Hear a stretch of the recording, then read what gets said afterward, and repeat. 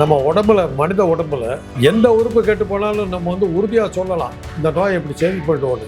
ஈரல் கெட்டு போச்சுன்னா மாத்திரம் எல்லா மருத்துவருமே கொஞ்சம் அவ்வளோ தைரியமாக சொல்ல மாட்டாங்க, உறுதியாக சொல்ல மாட்டாங்க.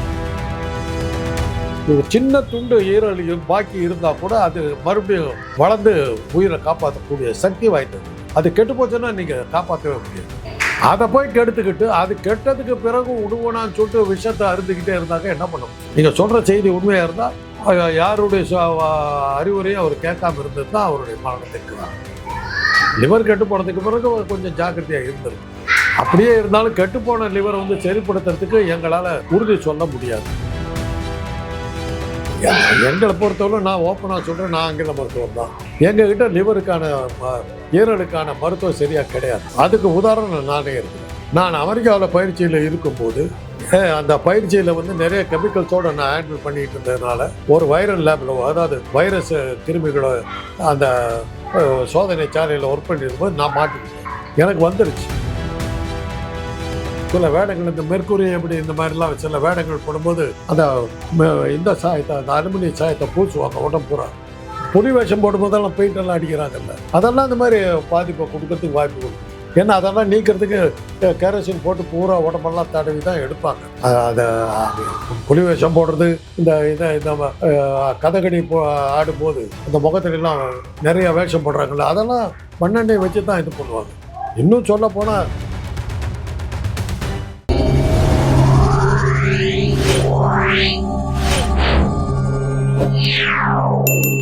வணக்கம் சார். வணக்கம். நேற்று இரவு வந்து ரோபோ சங்கர் நடிகர் அவர் காலமாகியிருக்காரு. அதுக்கு வந்து பல்வேறு காரணங்கள் சொல்றாங்க.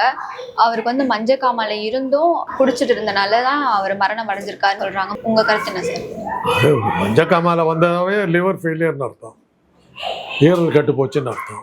அதுக்கப்புறம் விடாமல் அவர் குடிச்சுக்கிட்டு இருந்தாருக்கா, அது நம்ம என்ன சொல்ல முடியும்? லிவர் குடி இல்லாதவங்களுக்கே ஈரல் கெட்டு போச்சுன்னா அதை காப்பாற்றுறது ஆங்கில மருத்துவத்தில் ரொம்ப கஷ்டம். இந்திய மருத்துவத்தில் அதற்கு மருந்து இருக்கிறாங்க, இருந்தாலும் பெரிய வெற்றி பெறலை. நம்ம உடம்புல மனித உடம்புல எந்த உறுப்பு கெட்டு போனாலும் நம்ம வந்து உறுதியாக சொல்லலாம் இந்த நோய் எப்படி செயல்படுவோன்னு. ஈரல் கெட்டு போச்சுன்னா மாத்திரம் எல்லா மருத்துவருமே கொஞ்சம் அவ்வளோ தைரியமாக சொல்ல மாட்டாங்க, உறுதியாக சொல்ல மாட்டாங்க. ஈரல் வந்து கெடவே கெடாது. இங்கிலீஷில் அதுக்கு பேர் வந்து லிவர். லிவ்னாக்கா உயிரோடு இருப்பது, லிவர்னாக்கா அது சாகவே சாகாதுன்னு அர்த்தம். அந்த அளவுக்கு சக்தி வாய்ந்த உறுப்பு வந்து மனித உடலில் வந்து ஈரல். ஒரு துண்டு, ஒரு சின்ன துண்டு ஈரல் பாக்கி இருந்தால் கூட அது மறுபடியும் வளர்ந்து உயிரை காப்பாற்றக்கூடிய சக்தி வாய்ந்தது. அது கெட்டு போச்சுன்னா நீங்கள் காப்பாற்றவே முடியாது. அதை போய் கெடுத்துக்கிட்டு அது கெட்டதுக்கு பிறகு உடுவனான்னு சொல்லிட்டு விஷத்தை அருந்துக்கிட்டே இருந்தாக்க என்ன பண்ண முடியும்? நீங்கள் சொல்கிற செய்தி உண்மையாக இருந்தால் யாருடைய அறிவுரையும் அவர் கேட்காம இருந்தது தான் அவருடைய மரணத்திற்கு தான். லிவர் கெட்டு போனதுக்கு பிறகு கொஞ்சம் ஜாக்கிரதையாக இருந்திருக்கணும். அப்படியே இருந்தாலும் கெட்டுப்போன லிவரை வந்து சரிப்படுத்துறதுக்கு எங்களால் உறுதி சொல்ல முடியாது. மருத்துவம் வந்து இன்னைக்கு வரலும் வெற்றி பெற முடியாத ஒரு உறுப்பு வந்து மனித உறுப்பு வந்து ஈரல். அதனால் ஒரு இதுதான் உத்தேசம். இப்படியெல்லாம் செய்ய தப்பிச்சுக்கலான்னு தான் நாங்கள் சொல்ல முடியுமோ ஒழிய காப்பாற்றிடுவேன்னு உறுதியாக நாங்கள் சொல்லவே முடியாது, சொல்ல மாட்டோம். ஆங்கில மருத்துவத்தை பொறுத்தவரை சித்த மருத்துவர் மற்ற இந்தவங்கெல்லாம் சொல்கிறாங்க, காப்பாற்றுறாங்களா தெரியாது. பொதுவாக ஈரல் கெட்டு போன பிறகு குடித்தா ஏறத்தாழ தற்கொலைக்கு சமம். எங்களை பொறுத்தவரை நான் ஓப்பனாக சொல்கிறேன், நான் ஆங்கில மருத்துவம் தான். எங்ககிட்ட லிவருக்கான ஈரலுக்கான மருத்துவம் சரியாக கிடையாது. அதுக்கு உதாரணம் நானே இருக்கிறேன். நான் அமெரிக்காவில் பயிற்சியில் இருக்கும்போது அந்த பயிற்சியில் வந்து நிறைய கெமிக்கல்ஸோடு நான் ஹேண்டில் பண்ணிகிட்டு இருந்ததுனால ஒரு வைரல் லேபில், அதாவது வைரஸ் கிருமிகளை அந்த சோதனை சாலையில் ஒர்க் பண்ணியிருக்கும்போது நான் மாட்டிக்கிட்டேன். எனக்கு வந்துருச்சு.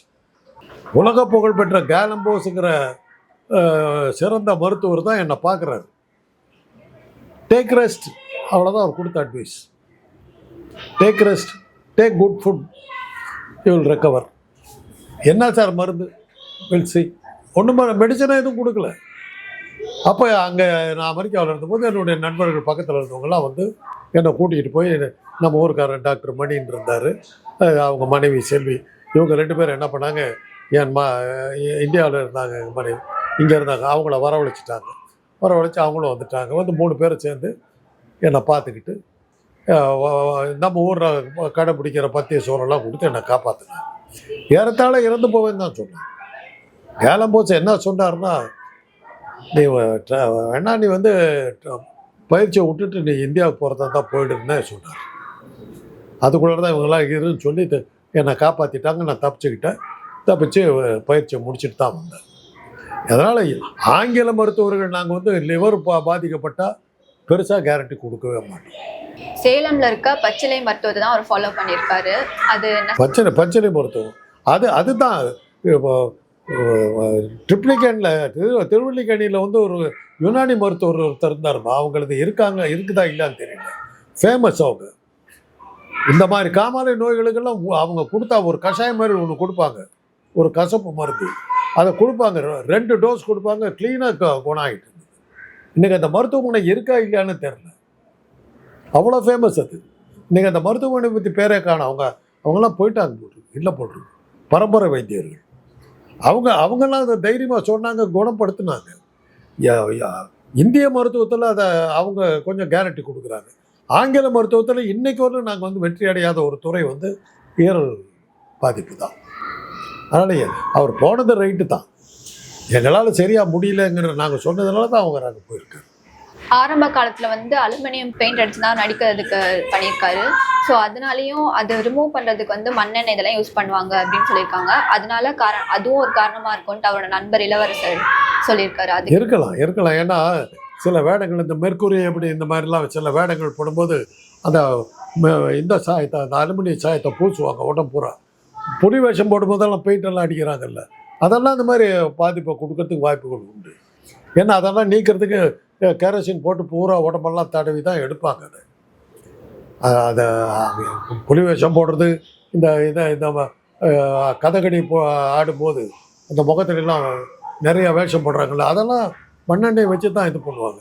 இன்னும் சொல்ல போனால் இங்கிலீஷ் சிஸ்டத்தில் மேக்ஸ் ஃபேக்டர் போன்ற மேக்கப் எல்லாம் பண்ணும்போது அந்த பேஸெல்லாம் போட்டு இது பண்ணி க்ரீஸ் பெயிண்டெல்லாம் அடிக்கும்போது அதை ரிமூவ் பண்ணுறதுக்கு கெரோசின் யூஸ் பண்ணுவாங்க.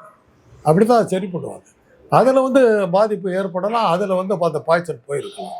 இதெல்லாம் வந்து அனுமானம் தான், ஆதாரம் கிடையாது. நான் சொல்கிறேன்னா அனுமானம் தான். பழியை தூக்கி அது மேலே போடுறோம், அதுக்கு ஆதாரங்கள் எதுவும் இல்லை. ஆராய்ச்சி பண்ணி ஆமாம் இதனால தான் இதாச்சு அப்படின்னு சொல்லி காட்டுறதுக்கான ஆதாரங்கள் நம்மகிட்ட இல்லை. ஃபேட்டி லிவர் இருந்தாலும் மரணத்துக்கு வழிவகுக்கும்னு சொல்கிறாங்க. லிவர் ஃபெயிலியரில் ஃபேட்டி லிவர் ஒன்று. சிரோசிஸ் லிவராக இருக்கலாம், ஃபேட்டி லிவராக இருக்கலாம், எது வேணாலும் இருக்கலாம். ஃபேட்டி லிவர் எதனால வந்து அது லிவர் குடிக்கிறதுனால வர்ற பல்வேறு பிரச்சனைகளில் மஞ்சக்காமாலை ஒன்று, ஃபேட்டி லிவர் ஒன்று, சிரோசிஸ் லிவர் ஒன்று. இது நீங்கள் இந்த கேள்விக்கெல்லாம் போனீங்கன்னா தனியாக உட்காருவோம். 2 மாதம் டெய்லி 3 மணி நேரம் பேசுவோம். 2 மாதம் ஆகும் முடிக்கிறதுக்கு. இந்த டீட்டெயில் போகிறதா இருந்தால், ஏன்னா ஒரே நாளில் இது பதில் சொல்ல முடியாது. லிவர் ஹெப்பட்டாலஜின்னு தனி சப்ஜெக்ட். அதை வந்து 3 வருஷம் படிக்கிறாங்க. அத்தனை நீங்கள் வந்து 3 நிமிஷத்தில் கேட்குறீங்க, பதில் சொல்ல முடியாது, கஷ்டம். சொல்லலாம், புரியாது. குடிக்கிறதுங்கிற பழக்கம் காலகாலமாக இருக்குதுமா. கல்லுண்ணாமைன்னு 2000 வருஷத்துக்கு முன்னாடி வள்ளுவர் எழுதியிருக்காரு. அசுரன் தேவர்கள் சொல்கிறாங்க, கேள்விப்பட்டிருக்கீங்களா? சனாதன மதத்தில் இருக்குது. கெட்டவன்லாம் அசுரன், நல்லவன்லாம் தேவர்கள். அசுரன்னா என்ன அர்த்தம் தெரியுமா? சுராபானம்னு ஒன்று இருக்குது. சுராபானங்கிறது இன்றைக்கி இருக்கிற சாராயம். அதுக்கு அந்த காலத்தில் வந்து சுராபானம்னு பேர். அதை குடிக்கிறவன் தேவர், கடவுள். அதை குடிக்காதவன் அசுரன்.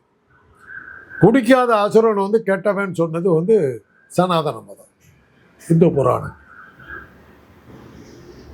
சுரன் சுராபானத்தை குடிக்காதவன், குடிக்கிறவன் தேவன், கடவுள். இந்திர சபையில் வந்து சுராபானம் தான் குடிக்கிறாங்க.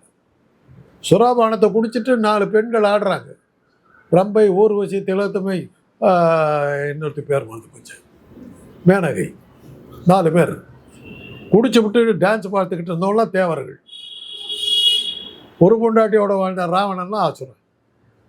அதுதான் சனாதன மதம். நன்றி சார்.